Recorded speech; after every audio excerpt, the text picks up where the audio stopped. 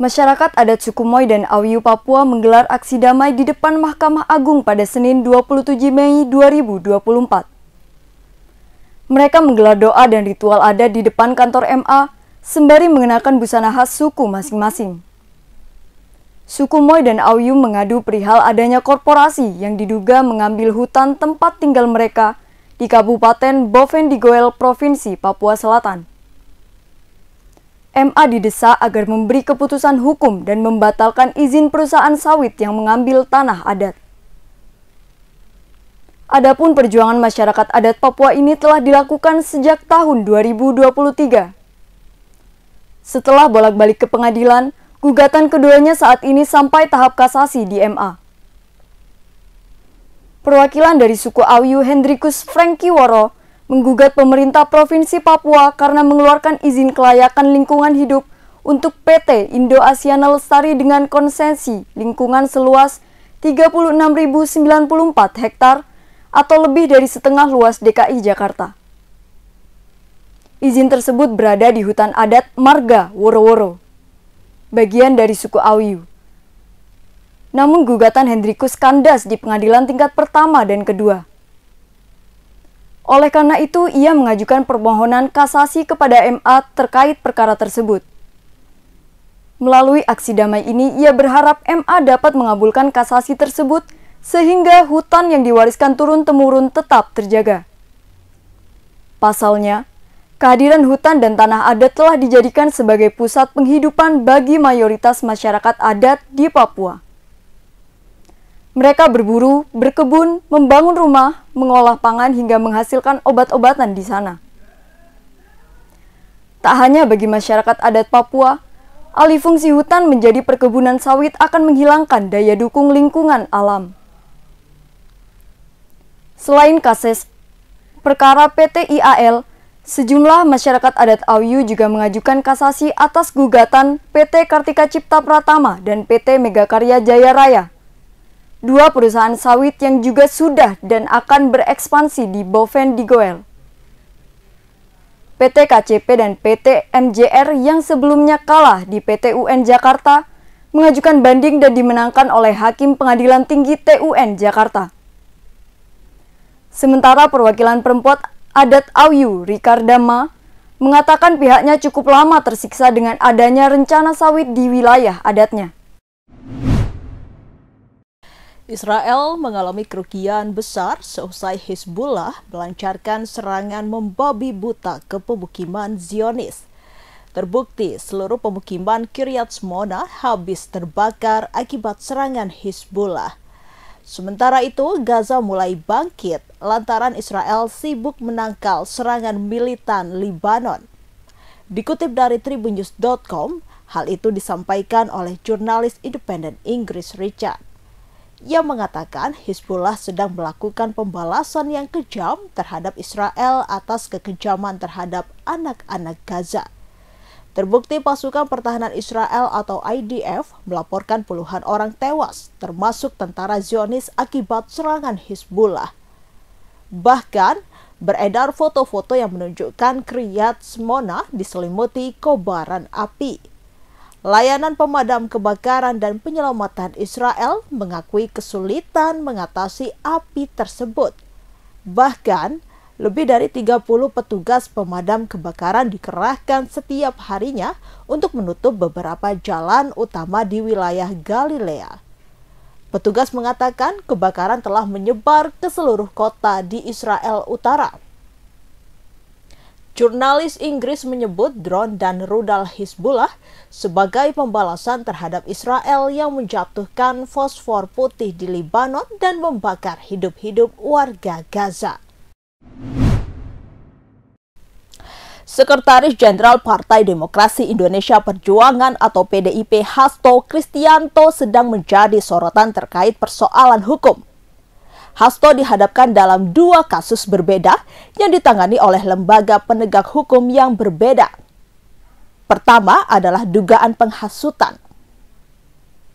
Hasto dilaporkan ke polisi karena ucapannya dalam wawancara dengan salah satu stasiun televisi nasional terkait kecurangan pemilu dianggap bermasalah. Hasto dilaporkan ke Polda Metro Jaya oleh 2 orang, yakni Hendra dan Bayu Setiawan pada Maret 2024 melalui Sentra Pelayanan Kepolisian Terpadu atau SPKT Polda Metro Jaya. Dalam kasus itu, Hasto diduga melakukan penghasutan atau menyebarkan informasi elektronik atau dokumen elektronik yang memuat pemberitaan bohong yang menimbulkan kerusuhan di masyarakat. Hasto pun memenuhi panggilan pemeriksaan di Polda Metro Jaya pada Selasa 4 Juni 2024 kemarin. Dia menyatakan kehadirannya sebagai bentuk tanggung jawab sebagai anggota masyarakat yang taat dengan hukum. Hasto juga membantah tuduhan menyebarkan berita bohong atau menghasut masyarakat. Dia menyampaikan pernyataannya dimaksudkan sebagai bentuk komunikasi politik kepada publik. Selain perkara di Polda Metro Jaya, Hasto juga bakal dikonfirmasi oleh Komisi Pemberantasan Korupsi atau KPK terkait informasi baru menyangkut buronan kasus suap pergantian antar waktu atau PAW anggota DPR Harun Masiku. Harun merupakan mantan kader PDIP yang menjadi tersangka suap Komisioner Komisi Pemilihan Umum periode 2019 Wahyu Setiawan. Namun Harun melarikan diri sehingga masuk dalam daftar pencarian orang atau DPO KPK selama 4 tahun terakhir. Juru bicara KPK Ali Fikri mengatakan mereka menerima informasi baru terkait keberadaan Harun Masiku. Menurut Ali, KPK akan memanggil Hasto pada pekan depan untuk diperiksa sebagai saksi. Meski demikian, ia mengaku belum mengonfirmasi apakah tim penyidik telah mengirimkan surat panggilan tersebut. Kasus Harun Masiku terungkap ketika KPK menggelar operasi tangkap tangan pada 8 Januari 2020. Dari hasil operasi, tim KPK menangkap 8 orang dan menetapkan 4 orang tersangka.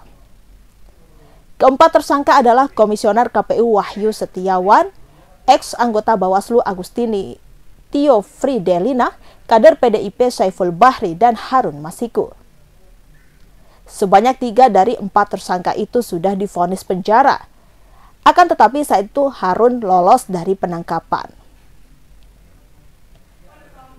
Tim penyidik KPK terakhir kali mendeteksi keberadaan Harun di sekitar Perguruan Tinggi Ilmu Kepolisian atau PTIK Jakarta Selatan. Harun hingga kini masih berstatus buronan dan masuk daftar pencarian orang atau DPO. Adapun Harun diduga menyuap Wahyu dan Agustiani untuk memuluskan langkahnya menjadi anggota DPR melalui PAW.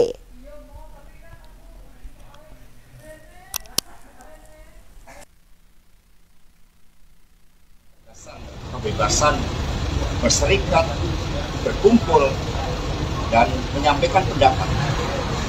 Dan para pendiri bangsa kita karena perjuangannya itu kemudian dikenakan hukum-hukum kolonial.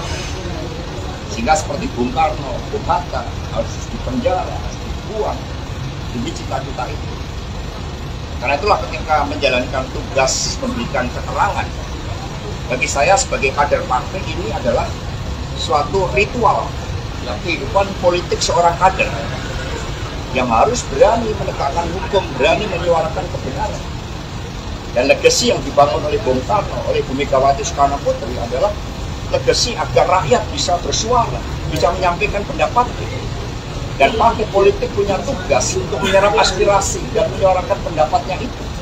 Sehingga muncul gagasan-gagasan kebebasan berserikat, berkumpul, dan menyampaikan pendapat. Dan para pendiri bangsa kita karena perjuangannya itu kemudian dikenakan hukum-hukum kolonial. Sehingga seperti Bung Karno, Bung Hatta harus dipenjara, harus dibuang demi cita-cita itu. Karena itulah ketika menjalankan tugas memberikan keterangan, bagi saya sebagai kader partai ini adalah suatu ritual kehidupan politik seorang kader yang harus berani menegakkan hukum, berani menyuarakan kebenaran. Dan legasi yang dibangun oleh Bung Karno, oleh Bu Megawati Soekarno Putri adalah legasi agar rakyat bisa bersuara, bisa menyampaikan pendapatnya. Presiden Joko Widodo menyatakan pemberian izin usaha pertambangan atau IUP kepada organisasi kemasyarakatan harus menempuh syarat yang ketat Rabu 5 Juni 2024. Dia menuturkan izin tak serta-merta dilakukan tanpa perhitungan. Jokowi mengatakan izin usaha ini diberikan kepada sayap-sayap ormas yang fokus di bidang bisnis. Dengan begitu, ormas akan mampu mengelola usaha pertambangan dengan baik. Sebagai informasi, Presiden Jokowi menandatangani Peraturan Pemerintah Nomor 25 Tahun 2024 tentang perubahan atas PP Nomor 96 Tahun 2021 tentang pelaksanaan kegiatan usaha pertambangan mineral dan batu bara. Dilansir dari salinan resmi PP Nomor 25 yang diunggah di laman resmi Sekretaris Negara Jumat 31 Mei 2024, aturan tersebut ditekan pada 30 Mei 2023. Dalam regulasi tersebut terdapat aturan baru yang memberikan izin kepada organisasi kemasyarakatan dan keagamaan untuk mengelola pertambangan. Aturan itu tertuang pada pasal 83A yang membahas wilayah izin usaha pertambangan khusus secara prioritas. Pada pasal 83A ayat 1 dijelaskan bahwa dalam rangka peningkatan kesejahteraan masyarakat, wilayah izin usaha pertambangan khusus atau WIUPK dapat dilakukan penawaran secara prioritas kepada badan usaha yang dimiliki oleh ormas dan organisasi keagamaan. Kemudian WIUPK sebagaimana dimaksud pada ayat 1 merupakan wilayah eks perjanjian karya pengusahaan pertambangan batu bara atau PKP 2B.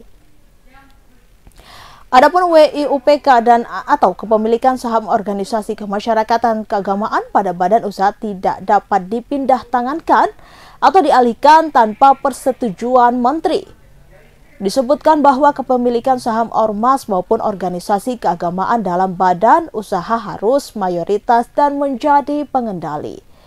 Sebelumnya, Menteri Lingkungan Hidup dan Kehutanan Siti Nurbaya Bakar menyebut pemberian izin pengelolaan tambang akan jauh lebih efektif ketimbang ormas tersebut membuat proposal permintaan dana setiap kali diperlukan. Soal ini Pak, tambang di ormas boleh ormas boleh Pak mendapatkan izin pengelolaan? Yang diberikan itu adalah sekali lagi badan-badan usaha yang ada di ormas. Persyaratannya juga sangat ketat. Baik itu diberikan pada koperasi yang ada di ormas maupun mungkin PT dan lain-lainnya. Jadi badan usahanya yang diberi, bukan ormasnya. Terima kasih. Download Tribun X sekarang, menghadirkan lokal menjadi Indonesia.